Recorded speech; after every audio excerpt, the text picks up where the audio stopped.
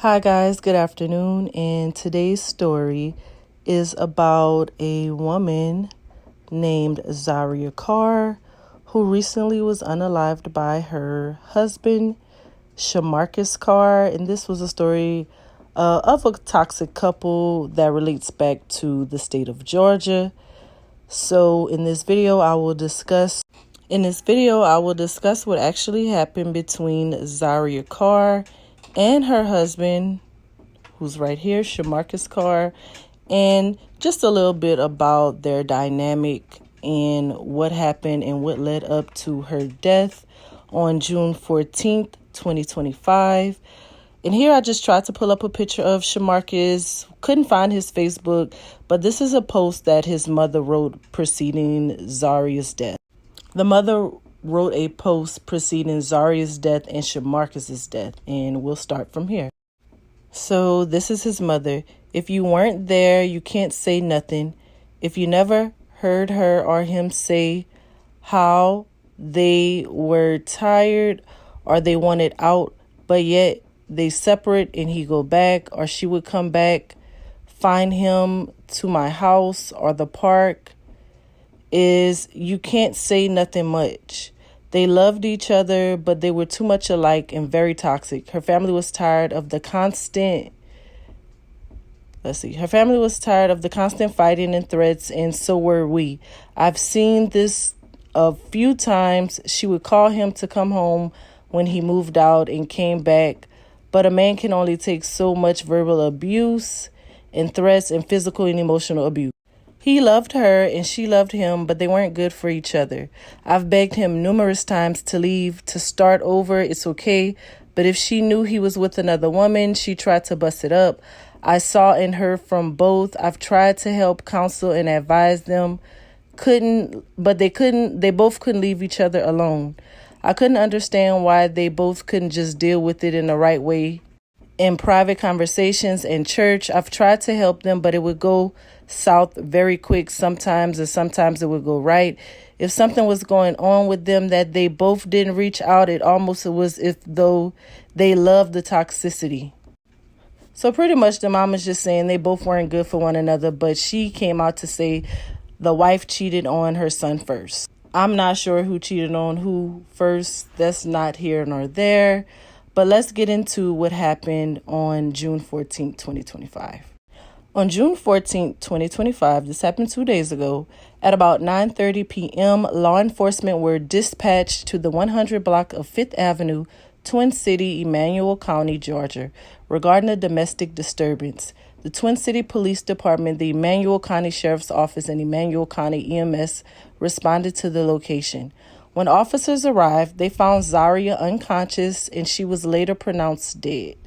Zaria's husband, Shamarcus Jamil Carr, age 36 of Twin City, Georgia, could not be located. Zaria's 2021 Dodge Challenger was also missing, and an alert was put out for Zaria's car.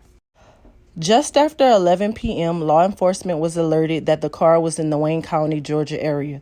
The Wayne County Sheriff's Office located the car and attempted to stop the car. Shamarcus was inside of the car and he ended up shooting himself. He was taken to a local hospital where he later died from his injuries. Shamarcus Jamil Carr's death is being investigated by the Wayne County Sheriff's Office. So first and foremost, I want to send out my condolences to the family members and friends and everyone who was affected by Zaria Carr's death and also the death of her husband. It's very unfortunate when people get into toxic relationships because the highs could feel so good, but the lows could feel very low and very horrible. And it can be hard for people to leave a relationship like that.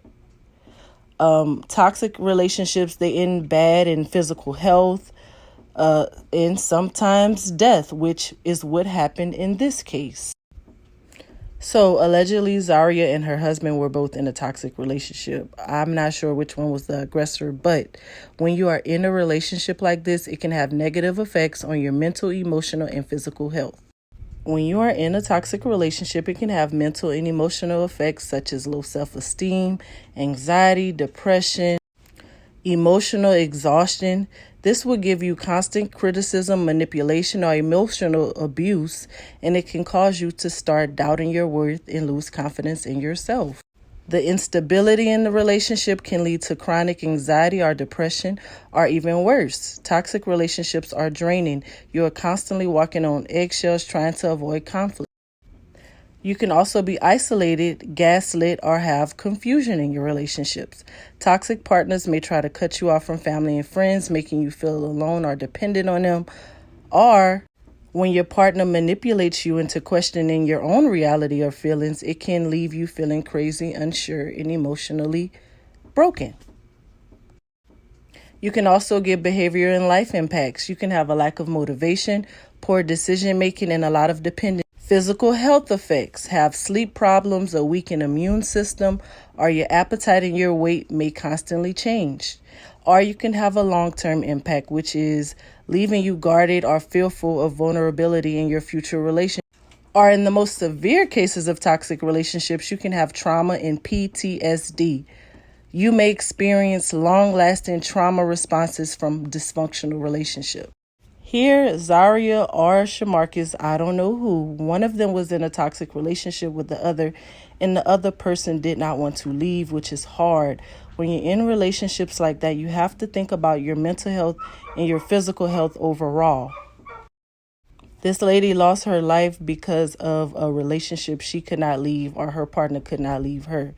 So guys, please, in order to avoid death and other long-term effects, get out of toxic relationships. Thank you. Give us a like, share, or comment on our video.